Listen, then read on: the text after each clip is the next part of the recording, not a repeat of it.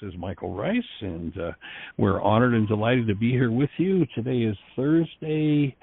Let's see, that would be April the, I'm not even sure what day it is. Jeanie just came in to tell me that she's got something emergency she needs to handle with Dad. Nothing serious, but she needs to handle with Dad, so she's not here to open the show. But anyway, we're delighted and honored that you're here to be with us, to continue this conversation, and to move forward in understanding these awesome tools that are based in the first century Aramaic language. And I feel very honored and blessed that we get to share this time with you, share this space with you as we move forward in deepening and deepening and deepening the understanding of how this process of life works, what's really going on in this energy system. I just came across a quote from Albert Einstein that just really fits with everything that we're doing. And he says this: everyone who is seriously interested in the pursuit of science becomes convinced that a spirit is manifest in the laws of the universe, a spirit vastly superior to man, and one in the face of which our modest powers seem humble. What a profound thing for Einstein to offer us, that basically that there's something a whole lot bigger than we are, and if we choose to cultivate our relationship with whatever you choose to call that power, it will lead, it will direct, it will heal, it will open doors of expression and experience that are beyond anything that human beings ever imagined. And so we're honored to be able to bring forward the tools for accessing that which Einstein refers to as this spirit behind it all. You know, when you look at the fact that these energetic dynamics that appear to be, say, for instance, human, or things we consider unique to human beings, and yet when we put measuring devices, there's an interesting book called The Secret Life of Plants. And in that book, there's a fellow, Cleve Baxter, who's a lie detector operator. And he decides to hook his lie detector equipment up to a plant. One of the things that the lie detector equipment does is it measures a thing called galvanic skin response. And basically, it simply reflects what the resistance is in the tissue of the plant by the amount of moisture there is in it. So he hooks the plant up, and he gets from the plant, he's going to pour water in and see how long it takes the water to get to the leaves of the plant. And he hooks the plant up, and instead of what he expected, showing how the resistance goes down as the water goes in, and his equipment is able to measure that, he gets a wave shape in his device that he would expect to get from someone under stress when their stress is relieved. He gets what he considers to be what he describes as a sigh of relief from a plant when it's given water. Other people have hooked rocks up to this type of device and gotten similar responses.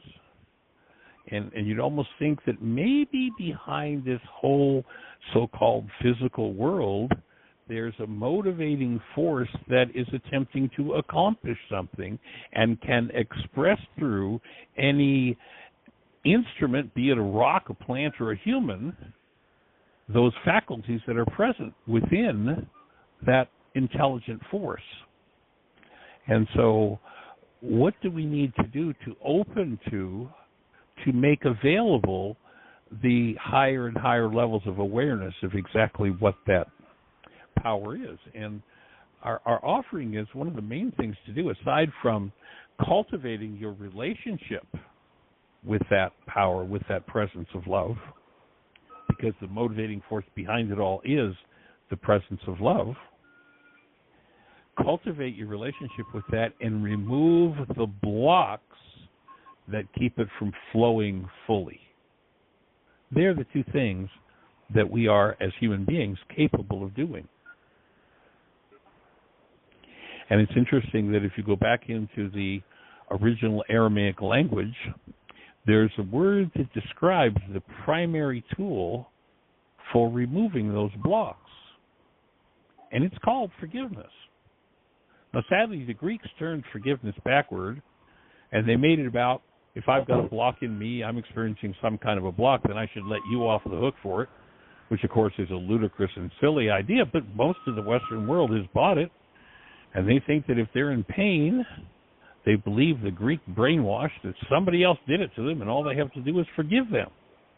And so forgiveness has become something about letting others off the hook for what's going on inside of us. We're offering that in the first century in the Aramaic language. When forgiveness was presented, it had nothing whatsoever to do with letting other people off the hook for what was going on inside of you, but rather was a tool with which you remove those blocks. So that's what we're here to present, is literally to make available the tools for opening relationship with and removing the blocks to the flow of that thing that Einstein described that was behind the motivating force of the universe. And so we're here with as much technology as I've been able to gather in the last 50 years of working with these tools to bring them forward in as refined a fashion as we possibly can, so that you don't have to reinvent the wheel. You don't have to go searching far and wide and up and down and sideways. Let's see if we can find something that's effective.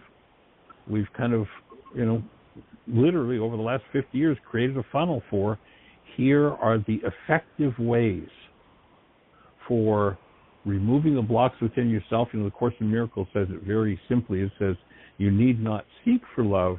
You need only seek, find, and release the barriers within yourself that you've built against it.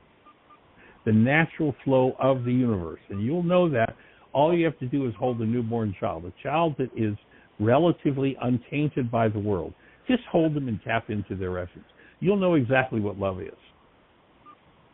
You may have forgotten that that's what's true about yourself, but hold the newborn, tap into the essence of the newborn. You have the ability to do that, and you'll know exactly what love is. Your work from there is to open the flow of that through your physiology, through your emotional nature, through your mind, so that it is guided, directed, and nurtured by that flow, direct from that source. So that's kind of the bottom line of why we're here. And we have been opening the workshop with a brief reading from the book, Why Is This Happening to Me Again?, which you can obtain online. I was just talking to someone this morning, and I had mentioned that someone shared a couple days ago an email that they had tried to buy the book on eBay, and they found it for $7. And I've been jokingly saying, it's been around for $2 or $3 now for years, used on Amazon and on eBay. But I was talking to a gentleman today who's been doing this work for 25 years or so.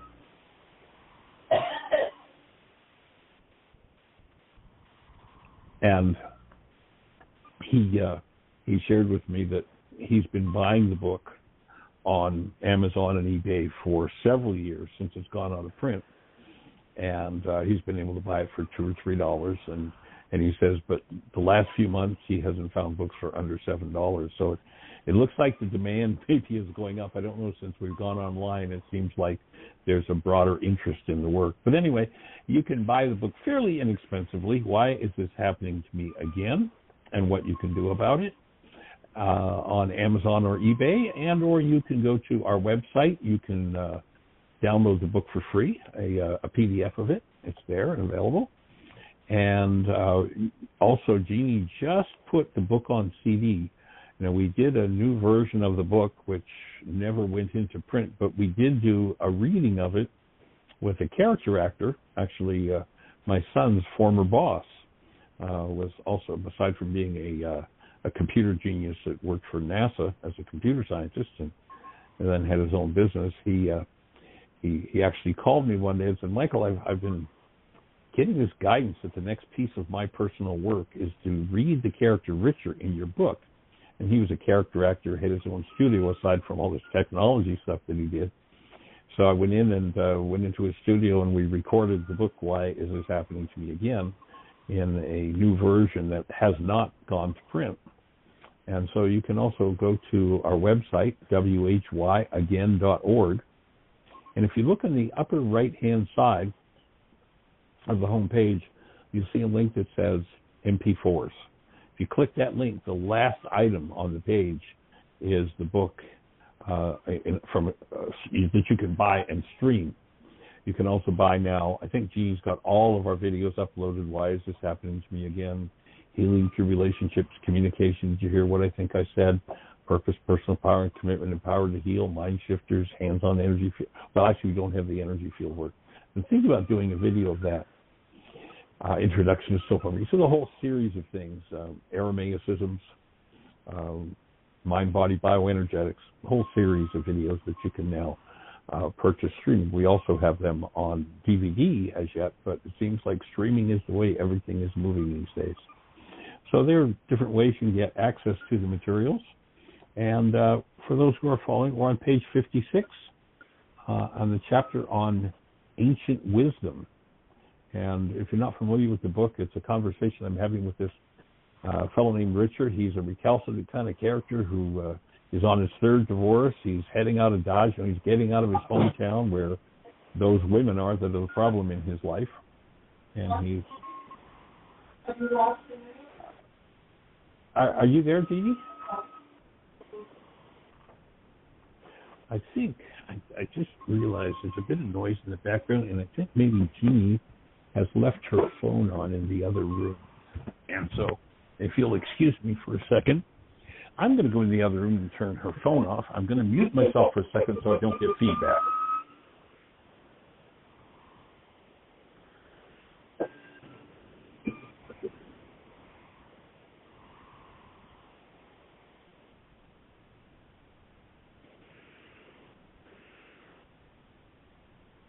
Jeannie? Yes, her phone is on, except that I don't see it. Oh, there it is. Oh, what fun, technology. So now I've got two phones in my hand. Give me a second, I'm going to hit the mute button on hers.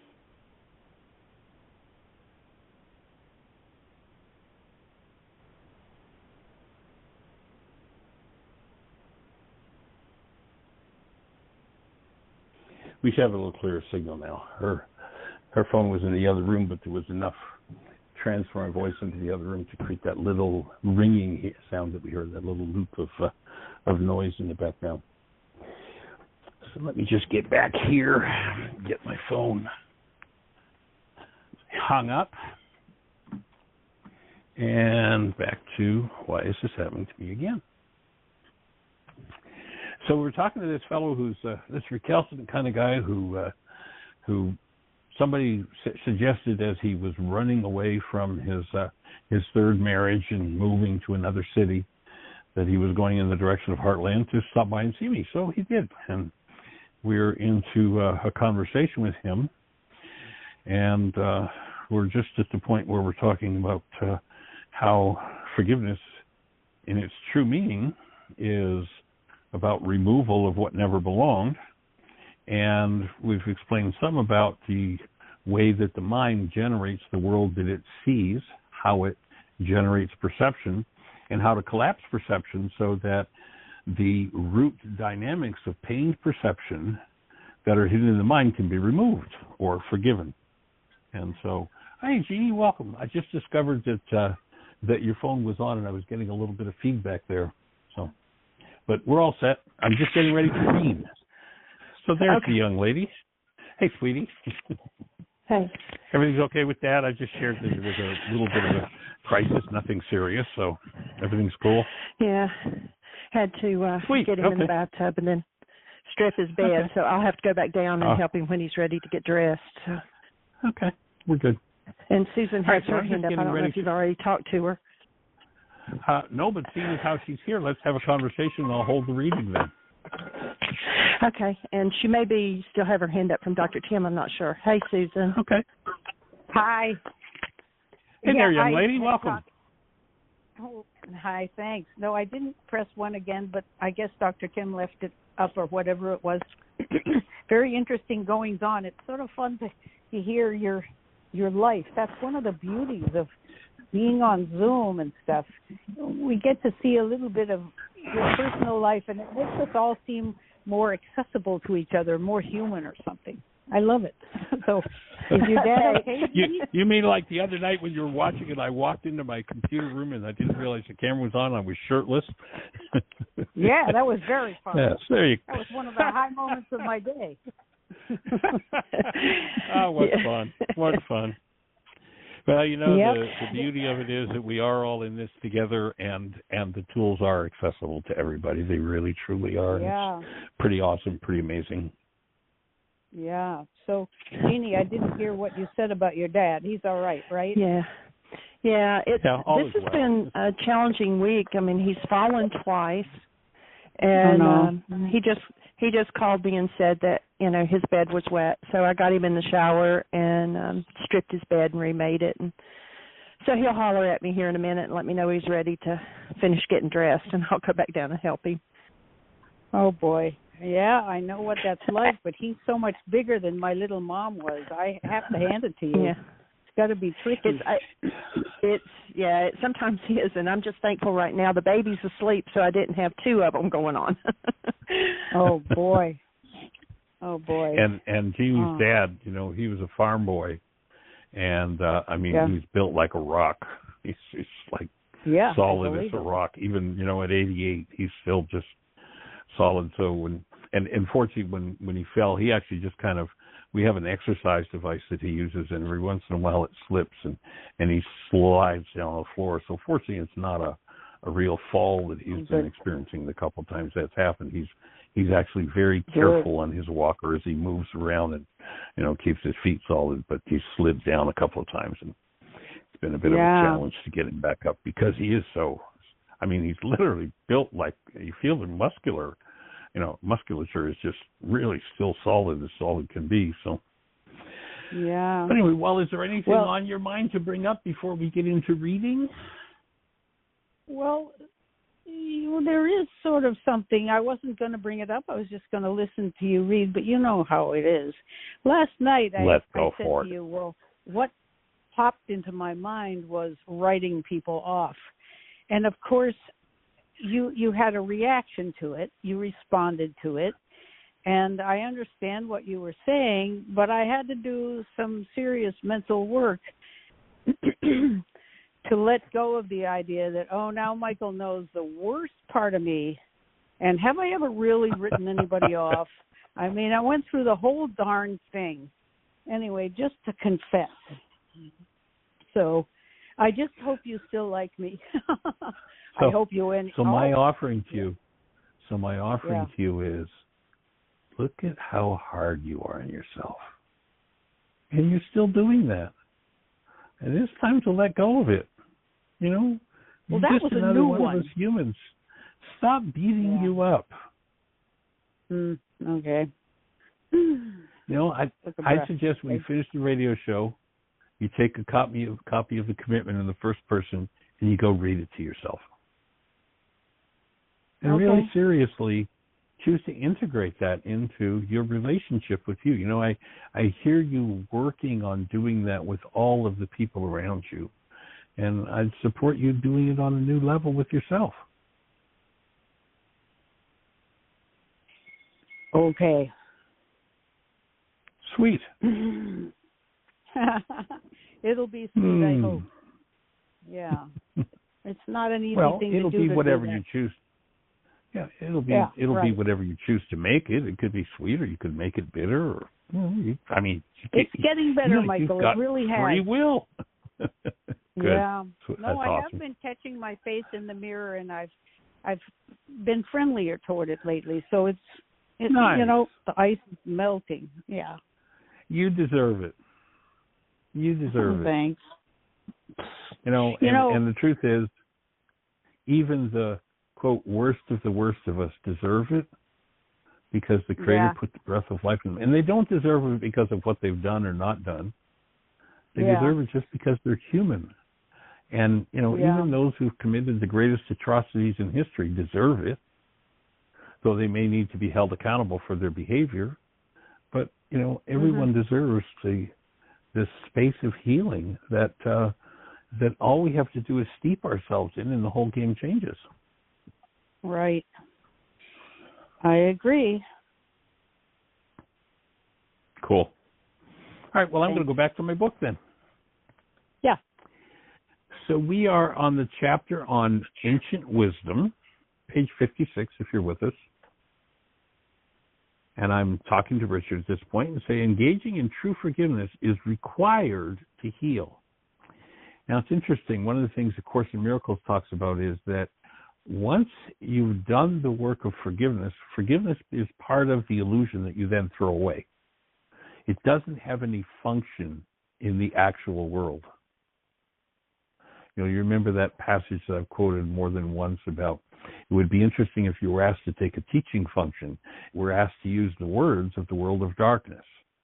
And you would use the words of the world of darkness, not because you think they're true. It's just the language of the world. The world of hostility and fear is the world of darkness. You use the language only for one purpose, and that is to deny anything about it as being true, and to use it as a platform to step forward to what really is true. The rest of it's all based on a lie. And so forgiveness is, in a sense, part of the lie. Because when you apply it and dissolve the lie, the need for it disappears.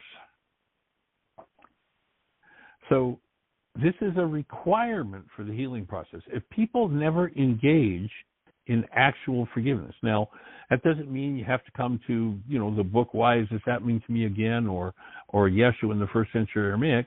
I think there are people who accidentally slip into and find forgiveness somehow. They get some sense of it and are able to do it and gather its benefit. But if you don't know how to shovel the garbage, if you don't have a shovel to shovel the garbage out of the bin, you're never going to have a clean bin. That's just the way it is. And so if you accidentally come across a thimble or something like that you can clean the bin out with, great. If you go to the steam shovel, as Yeshua put it together in the first century, step by step, here's how you do it, you get to clean out the bin a whole lot faster. And there is inside of each and every one of us a teacher. People will sometimes say, especially when they talk about Yeshua, well, if people have never met Yeshua, does that mean they're condemned to hell? No, there is a power in you that if you're receptive to it, will teach you. If you're not receptive to it, you will never learn what it has to teach you. And so Yeshua put together a formula for how to clean out what he called the store. There's an interesting passage, if I remember correctly, it's in the book of Thomas, that was not one of the canonized books of the scriptures. And the disciples are with Yeshua, and the Pharisees are kind of really ragging on Yeshua. And the disciples kind of turn to him and in essence say, why don't you sock it to them? Why don't you give them back some of their own medicine? In other words, why don't you spit back in their faces? Why don't you attack them back? And Yeshua says, I have none of that in my store. You're going to give out whatever, we talked yesterday about treasure. Where your treasure is, there will your heart be. You'll defend your treasure. If your treasure is hostility or fear, you'll defend your hostility or fear. I love how Richard Bach in the book Illusions responded to that. He said, hey, fight for your limitations and they're yours. You have every right to them. You have free will. So it isn't that anybody's condemned if they don't have it. But if they choose not to go there, then they've set their own trauma in place. And without the tools to remove the trauma, what do you do with it? So there is a requirement to clean out your store of trauma if you're going to live a trauma-free life. That's all that there is to it. So I went on to say to Richard, I personally believe that human beings and even civilizations cannot survive long-term without forgiveness. Observe the direction of our culture. Our culture's been moving, and I think you'll see what I mean. And of course, I wrote that back in 1990. I think probably this paragraph or this chapter in the book I was working on in 1994, 1995. You look at what was going on. I think that was about the time we had a president that was talking about a kinder and gentler country and points of light. And take a look at the fact that we've killed Capitol Police and we've seen people beating other people, people who pretend to stand for patriotism and the flag, beating other people with a flagpole of the United States. And I mean, this paragraph, I had not read it in years, but I look at it now and look at the direction, look at where we've gone. The hostility and fear has become so common throughout the culture. It's almost like human life is gone. And it can be restored. But people can't hold on to their treasure of hostility or fear and be restored to functioning as human beings. It just doesn't happen. And it is freely available to everyone. There's a power in us that if we stand in willingness will teach us. What we're doing with this work is working to expand its availability so that not only in the internal world, but in the external world, the guidance is there for achieving that result of clearing the store out of hostility or fear and truly functioning as human beings. So I go on and, I offer the thought in the book. Richard seems to be baiting me. You've mentioned Aramaic several times. Does it have something to do with religion? If so, I'm really not interested in hearing about it. So I respond to his bait as, the Aramaic language is an ancient tongue spoken by the originators of at least 5 of the world's major religions. Religions address the topic of forgiveness, of course, but the topic itself is not the exclusive property of the religions. We need not speak of forgiveness in a religious context in order to experience its enormous practical value. So yes, oftentimes religions speak of forgiveness because that's the only way we get to return to our true original nature, which is love. Unfortunately, religions, as has happened in many cases, they've changed the meanings of the words, and the word love now, by the religions, has been changed to God.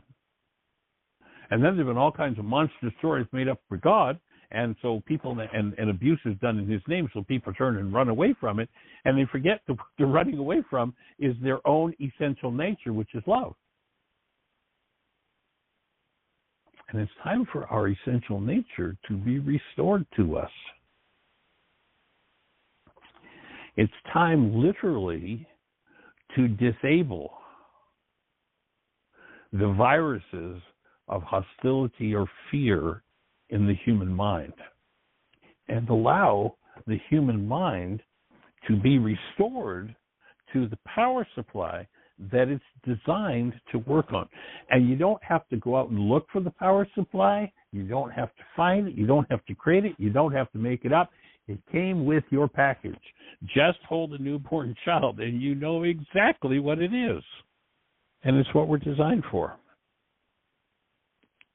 We are designed to function as conscious, active, present love, just like the newborn does.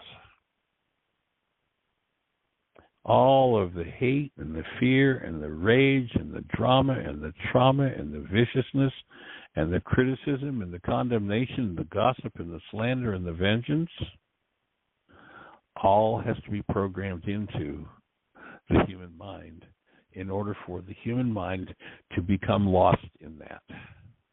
And we were meant to be steeped in love. Our physiology, our emotions, our mental processes are meant to be fueled by and steeped in the presence of love. The rest of it is all a fraud and a lie. And you say, well, Michael, how could that be true? Look how widespread it is. Yeah. But go back to to the moment of the birth of every one of those people that are raging, murdering, fighting, killing, warring, stealing, thefting, lying, cheating. Go back to every one of them. Their original essence is the same. It literally is conscious, active, present love. And the work of forgiveness is about restoration to that presence of love that we are designed to function out of. And one of the keys to that restoration lies in your breath. It's interesting in Aramaic, where the Greeks tell us that the ancient scriptures say God sent out his spirit. In Aramaic, that's not what it says. It says the creator love sent out its breath. And your breath is a direct connection to that presence of love. And you'll notice when people are in trauma, one of the first things they do is they shut down their breath. One of the things we're here to do is to invite you to reopen your connection to love, to reopen that flow of love through your structure, because life itself is love flowing through a cell. And every time you allow yourself to shut down your breath, you lock into and restrict the flow of life through your own structure. And we are here to support. Returning to the space where life, love, naturally flows through your structure, because that's what you are designed for.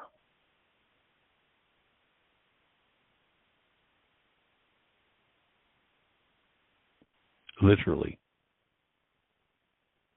Conscious, active presence of love flowing through your structure is literally life itself. And the restriction of that presence of love in your structure is the shutting down of life itself. Literally. Removing love from the cell is removing life from the cell. So we're here to breathe with you and to bring forward these awesome first century Aramaic tools that are designed to return us quite literally to the presence of love and fuel every cell as it was designed to be fueled.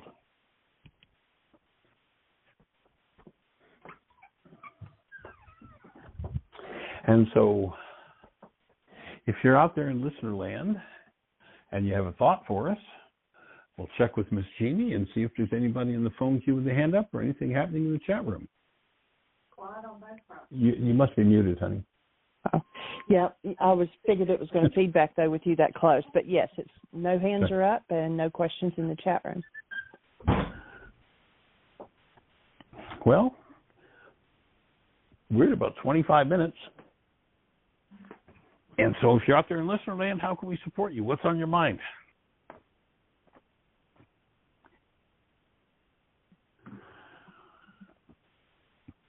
Is this whole conversation making sense to you?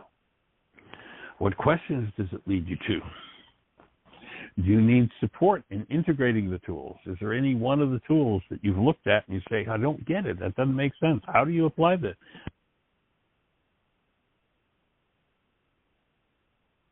You just disappeared, Michael.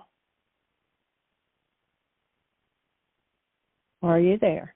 Oh, it looks like he totally dropped off of the switchboard.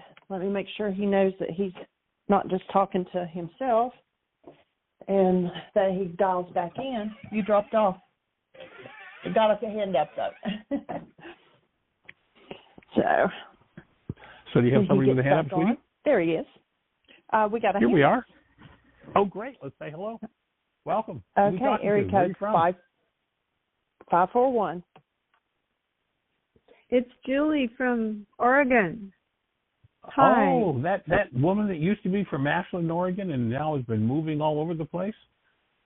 I think I'm going to move back to Ashland in a month or so. Well, you were talking about that. And, so how do you be? What's happening? Well, I'm going through a horrible thing right now. I'm calling it. Okay.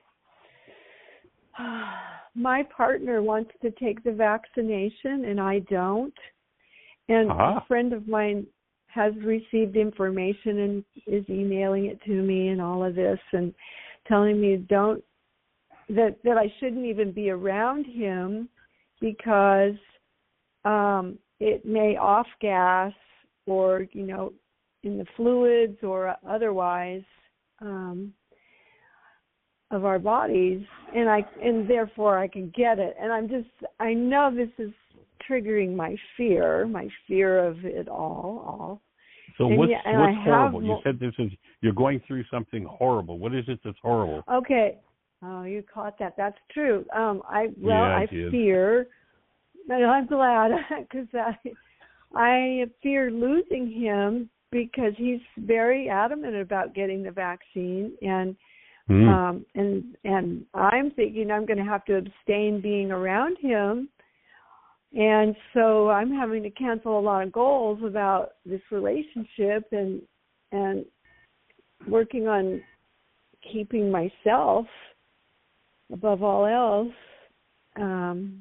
intact and in love. So I don't understand what's so horrible yet. I haven't got that yet. Well, the horrible part.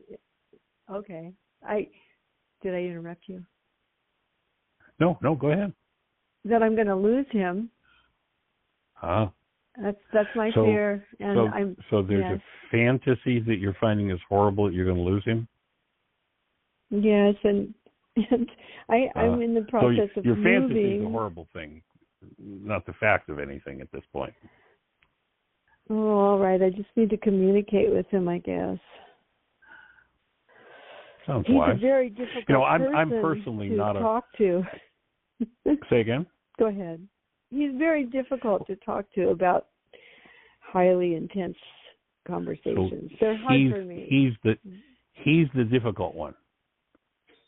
It's hard for me to talk to be with his intensity.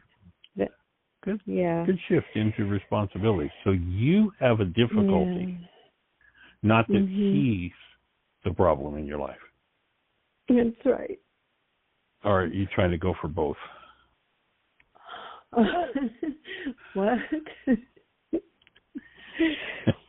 Well, I'm hearing two things. You know, he's got a problem, and then you admit that you're the one with the difficulty. Oh, no, it's not his problem, but he sees me as a problem too. We both kind of know that we don't match up. How shocking! I know. Matching bags of garbage. What a fun thing to create. So my first order of business, my support for you would be time to start letting go of interpreting anything that happens in your world as horrible. Okay. Just go forward in trust and truth. A few weeks ago, I shared about a video of a medical doctor, and his name isn't coming to mind. Maybe somebody will remember where I mentioned his name. And this guy is quite an alternative thinker. And in the video, he talks about a particular evening where he was on call for a 12-hour shift, and he had 3 people die on his shift, on his watch. Wow. And he was able to do a medical intervention, people who'd gone through clinical death, and all 3 of them, when he brought them back, were upset with him and said to him basically, why did you bring me back from that death? That is the first time in my life I have ever felt fully accepted. Oh, yeah. So is death horrible? Okay, fear of losing. Fear of losing. Maybe death is an opening. I don't know, and maybe it's okay to do. I mean, I'm not planning on doing it myself. That's a choice. But perhaps if you chose to remove horrible from your mind as a perceptual construct, you could look at and embrace and be empowered to overcome anything. Yes, and that connected to what you were reading today about what we have in our stores. So obviously I still have fear of losing my life in my stores. Instead of, I can turn it around and say, well, what about restoring and having my life without these fears? Right. So that's my work now. Okay. So it sounds like your number one worksheet focus, if you were going to do your work and stand in a space of responsibility, rather than a conversation about how horrible it is with him and how difficult he is, would be to step into and move into cleaning up your fear. And, you had that beautiful example the other night where Magda and Chuck demonstrated responsibility communication and opened that topic up so profoundly. In the context of this conversation, I'd sit with that video and watch it again and again and let yourself really start to think in terms of languaging responsibly this fear-based interpretation of how horrible life has been and transferring it into the future. And maybe if you forgive that from your store, you could look at anything that might come and embrace it from a space of love, even if it were death.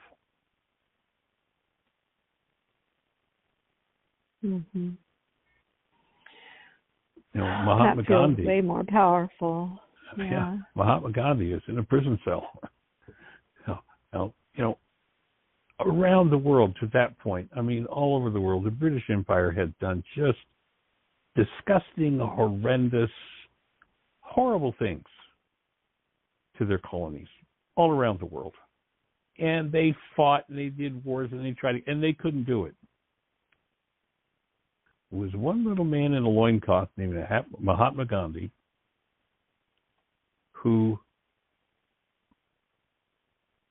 by leading and guiding his people into living as love and accepting but standing for something different, through the British Empire out of India.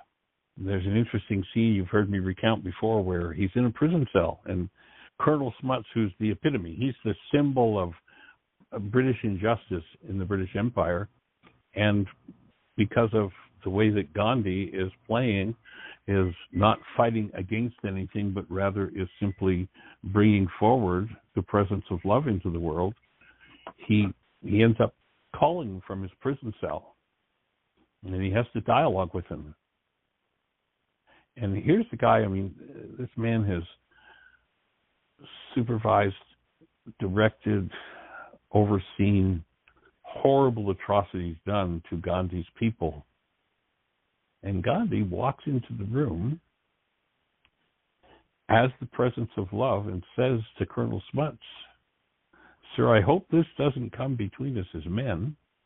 In other words, even all the atrocities that you have sponsored and helped and been part of in this country, I still honor you as a human being, and I'm not going to cooperate with your insanity. But he's able to function in that situation and literally overthrow the British Empire in India pretty much as a single-handed guide to his people. And he functions as love. Now, he faces, I don't know, have you ever seen the movie Gandhi? Yeah. In the context of this conversation, it might be worth watching it again and thinking in terms of just how he stands in that space so powerfully. By the way, Jeannie and I did watch that was it the Clint Eastwood movie Indian Heart? The young Indian boy who was a hockey player. It's called Indian Heart? It was an Indian Heart or Indian Horse. I think it was Indian Heart. Anyway, it was powerful. So it's powerful to, vicariously be able to step into something like that demonstration and open our own hearts to it, open ourselves to the lessons that are there that, other people have learned and can pass on to us. I don't recall that movie. It might not have been me, but it sounds interesting. So it's Clint Eastwood in it or producing? Yes, Clint Eastwood produces it. It's called Indian Heart. It's about a young Native American boy who is taken from his family and put in a school where he's not allowed to speak English, and he finds he has this ability to play hockey, and some of the traumas that he goes through, what he has to deal with. It's pretty powerful. I thought it was you that had mentioned on the show a while back. No, it's Indian Horse. Indian Horse. Okay. Okay. Well, so I think it was coming to you for me. Thank you. Yeah, Thank you. Yeah. I will look it up. Cool. Okay, I feel Standing better. in the space. I feel better. I guess it's just a big opportunity to face something that I become fearful of and as bigger than me, and I can process through this and regain my sanity. Yeah. And you know what? It might be bigger than you. What? It might be bigger than you. It might be bigger. Yeah. It might be bigger than you, and you can still stand connected to love in your heart. Mm-hmm. That's true. And process what needs to be processed, and move through what needs to be moved through. Mm-hmm. And, one of the things that you've looked for in the past is support for having liberty and making choices for yourself. Mm-hmm. And perhaps it's time to let go of the power person behavior of having to control what other people around you do. You mean like the government? All of the above. All of the above. Well, wait, it's either they're going to control me or I'm going to. There's my ego, I know. So the choice is yours. There's my thought. So the choice is yours. I can control me. That's all. There you go. And it's not about control either. It's about freeing myself up to live in the presence of seeming controls. There you go. Well, maybe it's more about freeing yourself up and letting go of the internalized hostility and fear and control, forgiving those things and living in and as the presence of love, whatever's going on in the world around you. Yeah, that's good. That sounds like a mind shifter. I didn't get that written down. That sounds like a mind shifter. Yeah. Do you suppose it's safe and you healing. can remember that? Okay. I suppose I could. It's safe and healing for me to function in and as the presence of love. Okay. As I face every opportunity to learn forgiveness, including, this would be a good general mind shifter. Maybe we should put this one in the notes, Jeanie. Including my close friend wanting to take the COVID vaccine. Okay. Good breath. And that would be like if as a general, you would just be including and then fill in the blank. Whatever you wanted to put in, whatever you're facing would be an effective mind shifter, yes. Yeah. Jeanie, I can send that to you if you want because I got it down. I've got it. It's safe and healing for me to function in and as the presence of love as I face every opportunity to learn forgiveness, including my close friend wanting to take the COVID vaccine. Wow. Or blank. Yeah. Okay. She's on it. She's always on it. Yeah, Jeanie is. Yeah. Woo-hoo-hoo, Jeanie. I never say it enough, but I think it often. You are just phenomenal. What a beautiful tool you are for all of us. And I speak of that as a human being tool, not as just some tool, but you're phenomenal. Thank you, Jeanie. Thank you. Mm-hmm. Okay, I'm good. I'll pass Next the layer. microphone. Yeah, thank you. Powerful. Okay, young lady, take care. Alrighty. Okay, thanks for your support. Thank you. Bye-bye.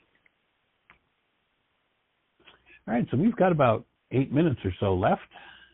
If you're out there in listener land, if you're on one of those stations where we can't see you in our control panel, our call-in number is 563-999-3581. If you call that number, you'll be listening to the show. And then if you have a question, if you push 1 on your phone, that will raise a hand in the control panel, and Jeanie will introduce you by your area code. So we've got about 10 minutes, or I guess closer to 8 minutes for a conversation. Do we have anybody in the phone queue with a hand up, Jeanie, or anything happening in the chat room? No, it is quiet. Well, let's have somebody out there put a hand up then. Let's jump in the conversation. How can we support you? What's on your mind? What's happening?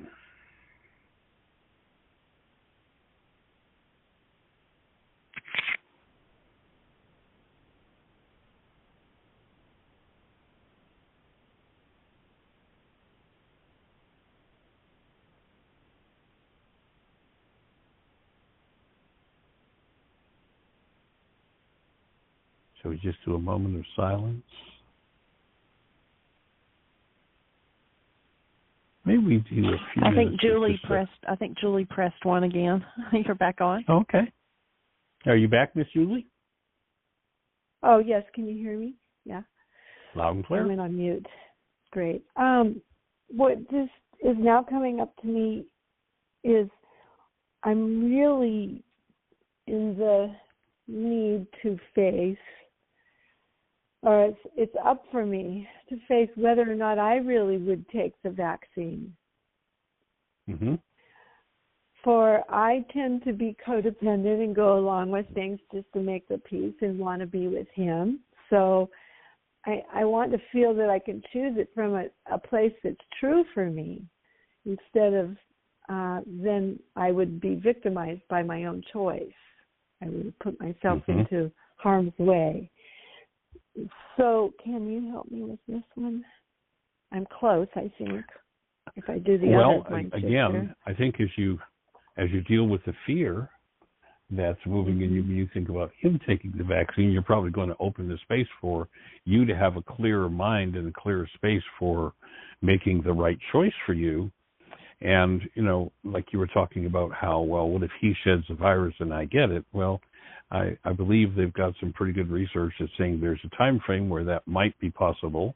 And so you isolate for whatever that time frame is, and once that's gone, I think you're in a safe zone. It's not something I've spent a lot of time looking at. And I think everybody simply at this point, needs to make their own choice about what they do with this whole pandemic thing and the strengthening of their own immune systems. And there are many paths for doing that, and it's definitely a challenging question. You've heard me say before that every person, I think, ultimately needs to be their own primary healthcare provider. We need to know what's going on in our physiology and what's going on energetically in the world around us, and develop the skill of knowing what it is that we need and the guidance to give us the direction as to whatever it is that we need. And that comes about naturally as a result of doing your work. So this is an authority issue, a power person issue that I can get to the root of. Yeah. Sounds like it, and it's an issue for educating yourself about your own health and what all these things mean. What this whole COVID thing means in terms of your health and your aliveness. Right. My state of affairs in this this time now. So, yeah. So, so clearing out that which would seem to oppose my core strength that I already know is there, that I've been cultivating all this time, and seeing the wisest choice, the next choice, and trusting that there's the next choice and the next choice when I'm choosing from a place of true choice. Okay, it's never-ending work. Thank you. Well, it's an ongoing process for sure. Yeah, and the tools. Oh, that was the other thing you said in your reading today prior to reading the reading, was that a reminder that the Course in Miracles shows us that the need for forgiveness is really just part of the illusion. So that took some significance out of it for me, as far as my need to control forgiveness by making sure everybody else gets it the way I get it. Instead, why don't I just keep applying it and keep seeing how it unfolds, perhaps all the way to the point of being removed, the need removed from the illusion. Oh, wow.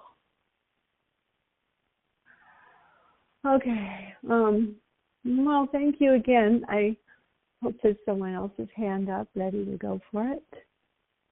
All right, young lady, you have a blessed one. I'm good. Thanks again, Mike. All right, take care. Bye-bye. Bye.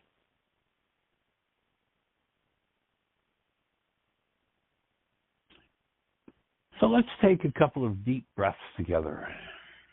And let's just take the next few minutes and get into a quiet space together, cultivating that connectedness with love that's so important. Recognizing that the place that you get to experience it physiologically is from within you. And one of the keys to opening the flow, quite literally, of that presence of love in your structure is how you use your breath.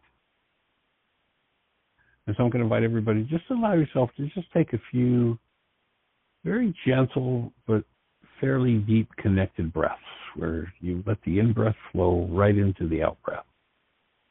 So it sounds kind of like this.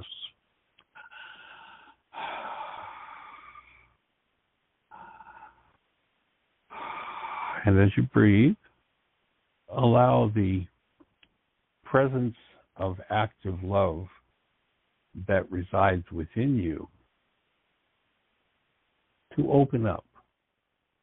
You know, imagine if there are any blockages anywhere within your structure, in your feet, your calf muscles, your thigh muscles, your buttocks, your belly, your back, your shoulders, your arms, your hands, your chest, your lungs. If there's anything that's restricted, just allow yourself to take a deep breath into that restriction. And as you do, as you pull that breath in, imagine that you're pulling love into that tissue. And as you let the breath go, the pathways for that love just open in deeper and deeper ways.